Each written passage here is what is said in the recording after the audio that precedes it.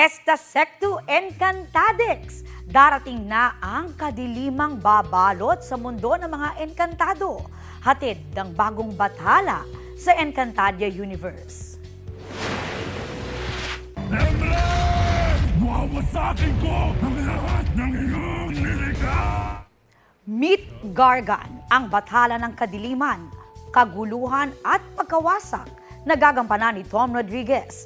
Ang kanyang nakakakilabot na pagdating, meet siya ng pagkasawi ng isang mahalagang nilalang para sa mga enkantado. Bukod kay Gargan, dapat ding abangan ang level up na sangre transformation ni Terra Bianca Umali para matalo si Mitena Rian Ramos. Ang iba pang mga exciting na eksena, panoorin sa Encantadia Chronicles Sangre sa GMA Prime pagkatapos ng 24 oras.